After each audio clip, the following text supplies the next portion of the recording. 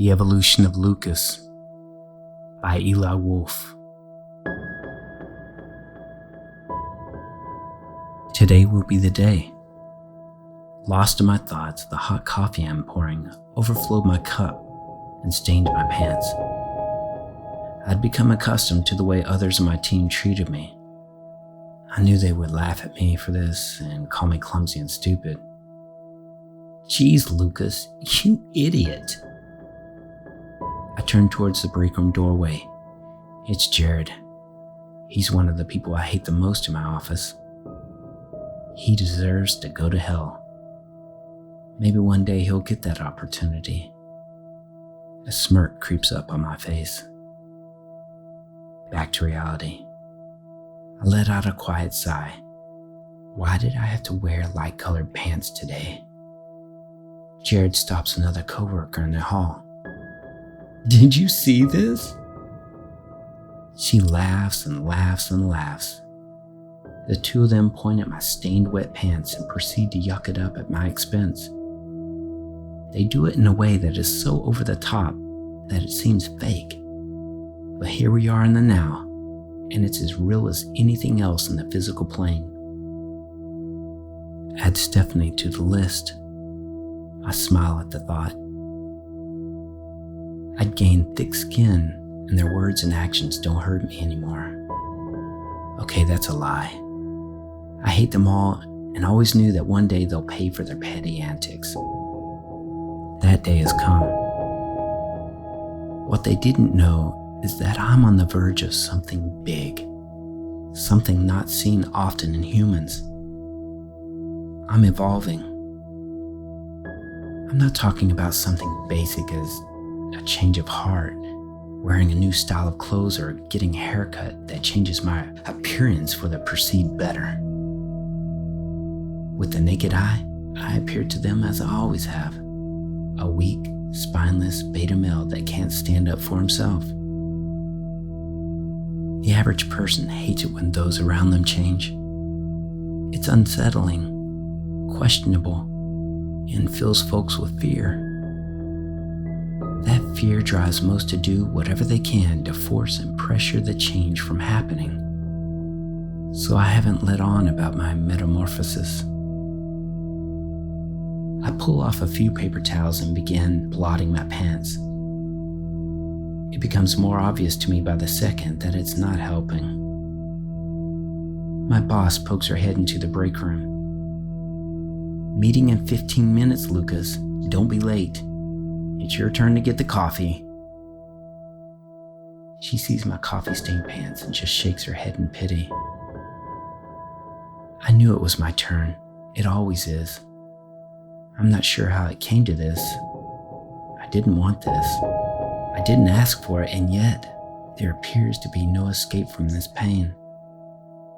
I need my job, so I put on another pot of coffee and start filling cups.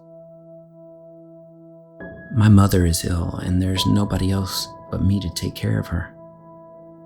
She's been sick just about as long as my dad's been gone. I often wonder if she's truly physically sick or if it's psychological. Either way, she needs my help, and she's my mom. Now that I think about it, it was right around the time when my coworkers found out that I'm still living at home with my mom that the harassment began. At first, it started off as little snickers from my team here and there.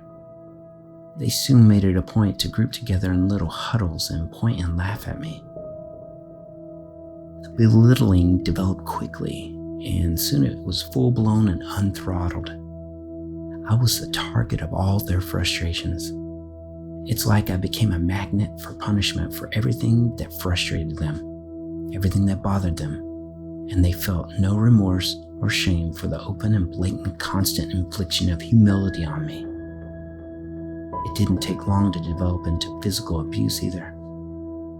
Like an accidental bump in the hall that is hard enough to knock whatever I'm carrying out of my hands. Then of course, immediately blame me with a phrase like, "Why don't you watch where you're going, klutz?" They have even worked together as a team many times. It's like picking on me is their favorite pastime at the office. But it's not limited to the office. They harass me outside of work too. And it seems as if I'm even a placeholder in Starbucks lines. It's like they have a GPS tracker on my whereabouts, as I almost always run into one of them when doing errands. On most occasions, I receive at least an eye roll upon being seen. I must be so disgusting to them. Now I realize I couldn't totally blame them, because I was weak. A beta male that took every bit of what they gave me with no pushback. Like a fool, I allowed them to treat me this way. Even so, I don't deserve the injustice and pain that they cause.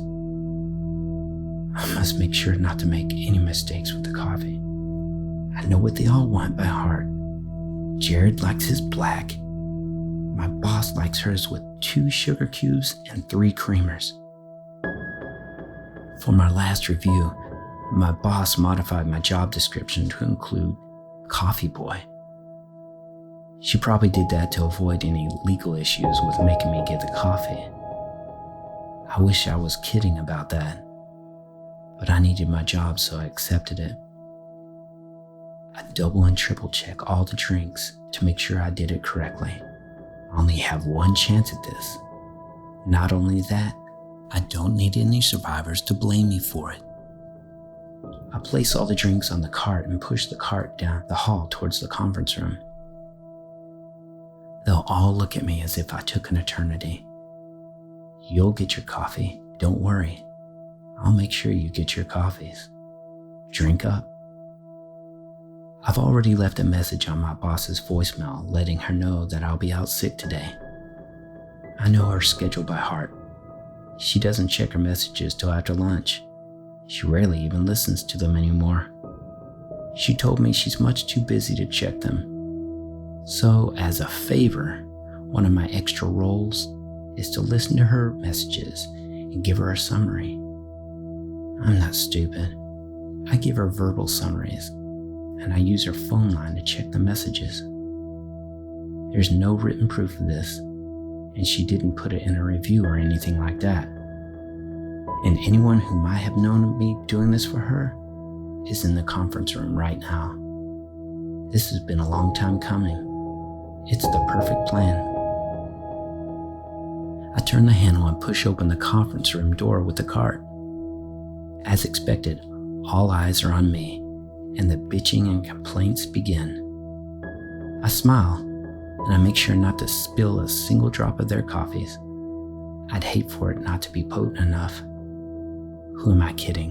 There's enough cyanide mixed into their coffees to ensure a swift death.